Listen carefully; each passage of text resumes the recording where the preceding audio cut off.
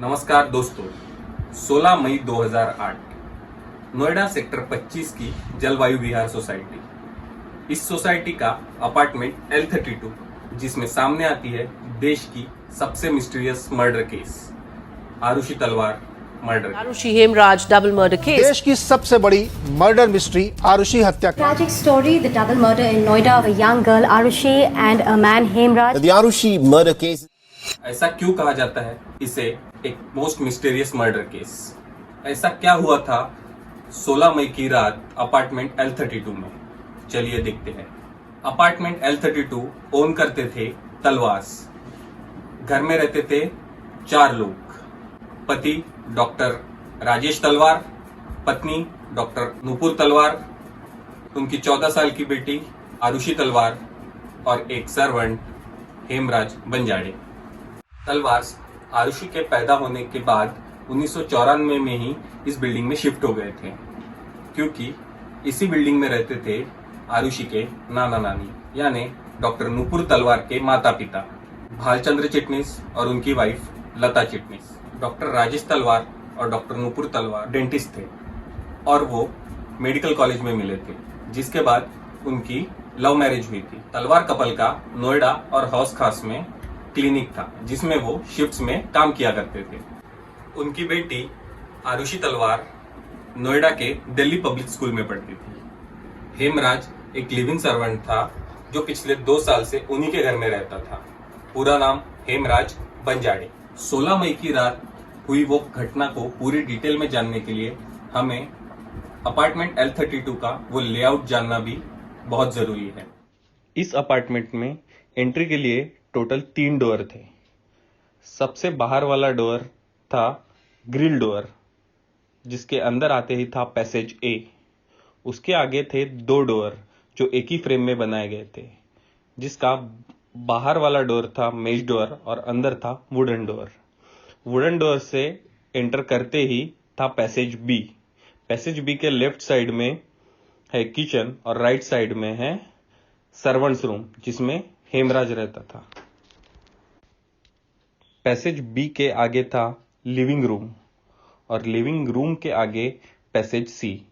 Passage C के right side में था आरुषि का कमरा और आगे की तरफ था तलवार्स का कमरा, और सबसे पीछे तलवार्स के कमरे से वरांडा के लिए एक्सेस। 15 मई 2008 उमेश, जो तलवार्स का ड्राइवर था, वो राजेश तलवार की बैग और गाड़ी की चाबी देने रात 9 बजे घर आता है और उमेश के स्टेटमेंट के हिसाब से रात 9 बजे सब कुछ ठीक था और तलवार डिनर की तैयारी कर रहे थे। राजेश और नुपुर तलवार के स्टेटमेंट में उन्होंने बताया 24 मई को आरुषि का बर्थडे था और अर्ली गिफ्ट के तौर पर तलवार ने आरुषि को एक 10 मेगापिक्सल का कैमरा गिफ्ट किया था, जिसमें 15 मई की रात को उन्होंने साथ में काफी फोटोज भी क्लिक किए। कट टू 16 मई 2008 सुबह 6:15 बजे तलवार की मेड भारती मंडल दरवाजे पर आती है और बेल बजाती है, लेकिन रोज की तरह हेमराज दरवाजा नहीं खोलता और 2-3 बार बेल बजाने पर अंदर के मेज डोर पर आती है आरुषि तलवार की मां नुपुर तलवार। अंदर के मेज डोर से नुपुर भारती को वरांडा से डुप्लीकेट चाबी पकड़ने बोलती है और भारती वैसे ही चाबी लेकर दरवाजा खोलने आती है। दरवाजा खोलकर अंदर आके भारती देखती है कि नुपुर और राजेश रो रहे होते हैं और नुपुर भारती से रोते हुए कहती है, ये देखो हेमराज क्या करके चला गया। और ये बात वो दोहराती रहती है कि देखो ये हेमराज क्या करके गया है। और भारती आरुषि के कमरे में देखती है उसकी खून से सनी लाश। छुट्टी था 16 तारीख में सुबह 6 बजे गया था। जाने के बाद भी मैं घंटी लगाई थी। घंटी लगाई तो 1 घंटी लगाती हूँ रोज, तो जाके खोल देते। तो उस दिन गया तो 1 घंटी लगाई तो खोला नहीं है। फिर खड़ी था, खड़ी होने के बाद भी फिर पोछा का बाल्टी लेने गया था जीना से। वो पर पोछा का बाल्टी लेके आने के बाद भी देखा, फिर खोला नहीं तो फिर घंटी लगाया दोबारा घंटी लगाने के बाद भी तब अंदर से फिर आंटी आई है। लकड़ी वाला था, दोनों जाली बंद था, लकड़ी वाला था जो लकड़ी वाला को ठेल के मैं जाली के पास में आके मेरे साथ बात कर रहा था। अंदर से भी मेरे को बोला है जो हिमराज कहाँ गया है, तो हम बोला जो हिमराज कहाँ गया मुझे पता नहीं, मैं देखा भी नहीं। तो नहीं, ये किसने पूछा कि हेमराज कहाँ गया? आंटी बोला था। अच्छा ठीक है। तो हिमराज कहाँ गया आंटी मेरे को पूछा था, जो हिमराज कहाँ गया मुझे पता नहीं है। तो वही खुद बोल रहा है तब हिमराज गया है बाहर से ताला लॉक करके, तब दूध लेने गया होगा बाहर से। तो हम बोला जो बाहर से ताला लॉक है, तो हम तो छुट्टी किया था ना, तो हम सोचा हूँ जब अभी काम नहीं करेंगे तो फिर कैसे होगा, फिर बाद में मेरे को जाना है। तो हम बोला जो आंटी आपके पास चाबी होगा, तो हम बोला जो आपके पास चाबी है, तो कहा हाँ है। तो है तो मेरे को चाबी दे दो, मैं बाहर से खोल दूंगा। तो कहा ठीक है मैं दे रहा हूँ। तो दे रहा हूँ तो मेरे को बोला है जो नीचे जाओ बालकनी की तरफ, नीचे जाओ मैं चाबी दे रहा हूँ। तो हम गया नीचे बालकनी की तरफ गया, तब मेरे को चाबी दिया। चाबी देने के बाद भी मेरे को बोल रहा है कि भारती देखो बाहर ताला लॉक नहीं है, खुला हुआ है। तो खुला हुआ है तो हम बोला हूँ जो आंटी देखो खुला हुआ है, तो यदि ताला लॉक होगा तो मेरे को फिर दोबारा आना ही पड़ेगा इतना दूर। तो हम बोला कि मेरे को चाबी दे दो। तो ठीक है मैं दे रहा हूँ। मेरे को फिर चाबी बालकनी तरफ से दे दिया।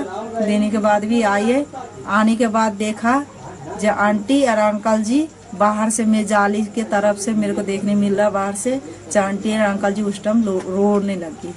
भारती मंडल नूपुर को पूछ के उनके नेबर पुनीश टंडन को बुलाने जाती है।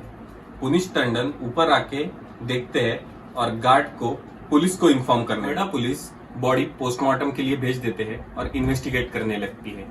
जब तलवास पुलिस को ये इंसिस्ट कर रहे होते हैं कि यहाँ टाइम वेस्ट करने से अच्छा वो जाके हेमराज को पकड़े। इन द मीन टाइम काफी लोग घर में जमा हो जाते हैं, जैसे फैमिली, फ्रेंड्स, पुलिस और मीडिया। नोएडा पुलिस का ये क्रिटिसिज्म भी होता है कि उन्होंने क्राइम सीन को कॉर्डन ऑफ नहीं किया था, जिस वजह से काफी सारे इंपॉर्टेंट एविडेंसेस करप्ट हो गए। इतने में तलवार ने भी अपने करीबियों को इन्फॉर्म कर दिया था, जिसमें दिनेश तलवार जो राजेश तलवार के भाई थे, भालचंद्र और लता चिटनीस जो नूपुर तलवार के माता पिता थे, और दुर्रानीज जिसमें अनीता दुर्रानी और उनके पति। दुर्रानीज के तलवार के साथ काफी क्लोज फैमिली रिलेशंस थे। दुर्रानीज भी डॉक्टर थे और वो तलवार के साथ मिलकर शिफ्ट्स में क्लिनिक चलाते थे। उनकी बेटी विदुषी दुर्रानी आरुषि की अच्छी दोस्त थी और दोनों फैमिलीज कई बार हॉलीडेज भी साथ में मनाने जाते थे। आगे दिनेश तलवार के कुछ डॉक्टर फ्रेंड्स थे, जिन्हें स्टेयर्स पर कुछ ब्लड स्टेन्स और घसीटने के निशान दिखे थे। उन्होंने ये पुलिस को बताया, पर टेरेस लॉक था और इन्वेस्टिगेटिंग ऑफिसर ने राजेश को डोर की चाबी लाने बोला, जिस पर राजेश ने बताया कि हेमराज ने अभी अभी टेरेस का डोर लॉक करना शुरू किया था और उसे ये नहीं पता कि चाबी कहाँ रखी है। इन्वेस्टिगेटिंग ऑफिसर ने कांस्टेबल से डोर खुलवाने के लिए बोला, लेकिन 16 मई का पूरा दिन कोई भी चाबी वाला उन्हें नहीं मिला, इसलिए 16 मई का पूरा दिन वो डोर नहीं खुल पाया। राजेश तलवार ने हेमराज बंजारे के खिलाफ ऑफिशियल एफआईआर भी दर्ज कर दी थी, ताकि हेमराज को जल्दी से पकड़ा जा सके। यहाँ आरुषि की बॉडी ऑटोप्सी से वापस आ चुकी थी,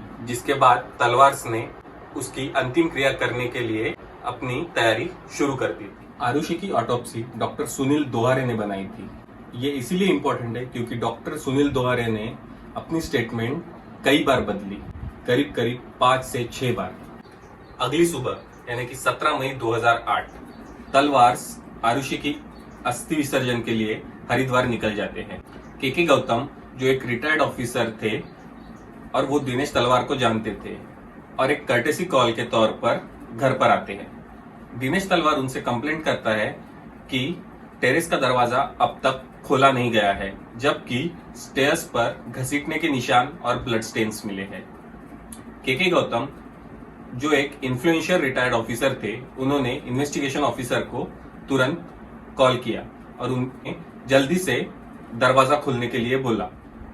नोएडा पुलिस की टीम दरवाजा खोलने के लिए तलवार के घर पर आती है। वो दरवाजा खोल देते हैं और दरवाजा खोलते ही सामने मिलती है एक खून से सनी लाश, जो पूरी तरह से सूजी हुई थी। आगे दिनेश तलवार कॉल करके तलवार को वापस बुलाता है ताकि टेरेस पर मिली डेड बॉडी को वो आइडेंटिफाई कर सके। वापस आने के बाद राजेश तलवार बॉडी को देख के उस बॉडी को आइडेंटिफाई नहीं कर पाते हैं और थोड़ी देर बाद नुपुर तलवार से कंफर्म करके ये कंफर्म हो जाता है कि वो बॉडी थी हेमराज बंजाड़े की। The prime suspect was dead और इस तरह आरुषि मर्डर केस बन जाता है Aarushi Hemraj double murder case. The police first suspected Hemraj, the family's 45-year-old domestic help, until his body was discovered the next day on the rooftop of the very same apartment building. Hemraj's body found ultimately by a retired police officer. नौकर है या जो भी व्यक्ति है ये, इसकी हत्या ऊपर ही हुई। अब ये मिस्ट्री केस काफी मीडिया अटेंशन ग्रैब कर लेता है और नोएडा पुलिस की इन्वेस्टिगेशन पर काफी सवाल उठाए जाते हैं और इसीलिए 31 मई 2008 को ये केस सौंप दिया जाता है सीबीआई। इस डबल मर्डर मिस्ट्री केस में सामने आती है 3 थ्योरीज, एक जो नोएडा पुलिस ने दी थी, दूसरी जो सीबीआई की पहली टीम ने दी थी जिसे लीड कर रहे थे अरुण कुमार, और तीसरी थ्योरी सीबीआई की दूसरी टीम की जिसे लीड कर रहे थे एजीएल कॉल।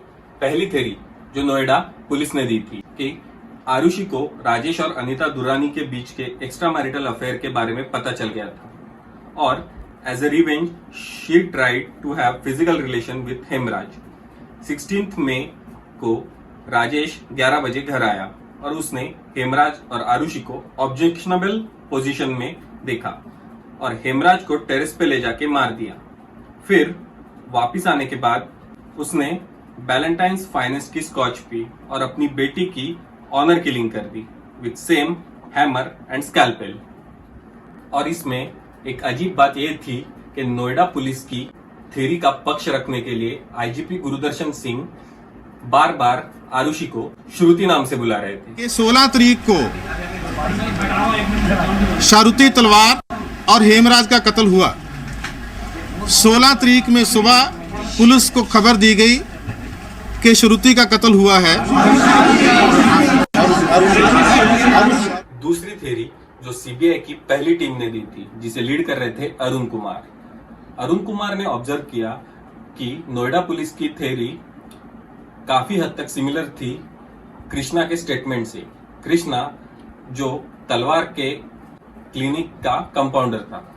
के गौतम के 17 मई के स्टेटमेंट के हिसाब से उन्होंने हेमराज के कमरे में 3 ग्लासेस देखे थे जिसमें से 2 ग्लासेस में शराब थी और एक विस्की की क्वार्टर फुल बॉटल देखी थी।